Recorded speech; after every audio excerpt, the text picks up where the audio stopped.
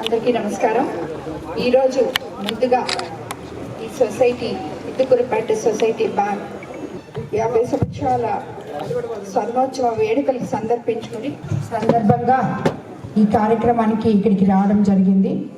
ఈ bank chairman Amarnath Reddy గారికి, అలాగే బ్యాంక్ సభ్యులకి,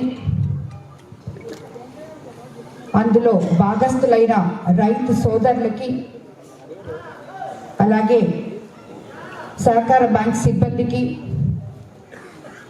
స్థానిక నాయకులకి, తెలుగుదేశం పార్టీ, బీజేపీ జన సైనికులకి, కార్యకర్తలకి అందరికీ కూడా ధన్యవాదాలు తెలుపుకుంటున్నాను.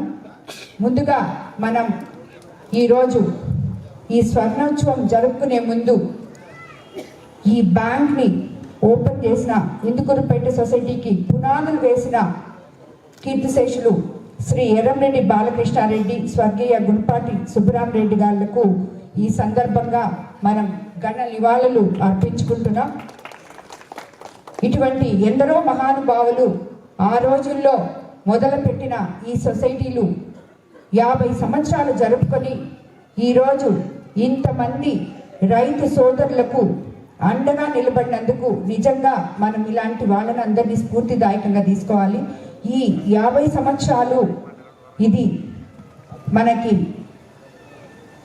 ఇప్పుడే స్టార్ట్ అయింది అని అనుకొని మరో 100 సంవత్సరాలు ఈ బ్యాంక్ని ఇలాగే దిగ్విజయంగా రైతు సోదరులకు అందరికీ అందుబాటులో ఉంటూ వాళ్ళకి కావాల్సిన అవసరాలు తీర్చే విధంగా ముందుకి సాగాలని కూడా కోరుకుంటున్నాను. ఎందుకంటే ఎప్పుడు మనకి అకాల వర్షాలు వచ్చినా, రైతు సోదరులు ఎప్పుడు నష్టపోయినా, పంటలు మునిగిపోయినా, వాళ్ళ పిల్లల చదువులకైనా, వాళ్ళ బిడ్డల పెళ్లిళ్ళకైనా, దేనికైనా నేనున్నాను అంటూ ఈ బ్యాంక్ ఒకటి ఇందుకూరుపేట రైతు సోదరులకి అండగా నిలబడింది అనడంలో ఆశ్చర్యం లేదు.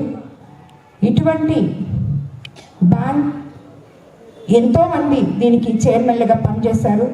నేను ఎమ్మెల్యే అయిన తర్వాత ఉన్న 3 బ్యాంకులు కూడా మంది డెల్టా ఏరియా కాబట్టి మనకు అందరికన్నా రైతు సోదరులే ఎక్కువ ఉన్నారు కాబట్టి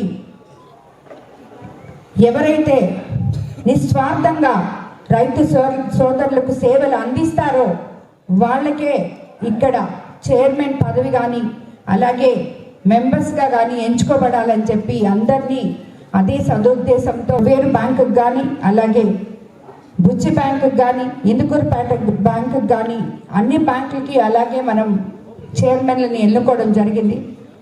నాకు తెలిసి మీకందరికి కూడా వాళ్ళందరూ ఎంత సహకరిస్తున్నారో నేను చెప్పని అవసరం లేదు, మీరే చూస్తున్నారు కాబట్టి మీరందరూ సంతోషంగా ఉన్నారని నేను అనుకుంటున్నాను. ఇంకా ముందుకి ఈ బ్యాంక్లో ఎంతో సపోర్ట్ రైతులకి అందాలని చెప్పి కూడా నేను కోరుకుంటున్నాను.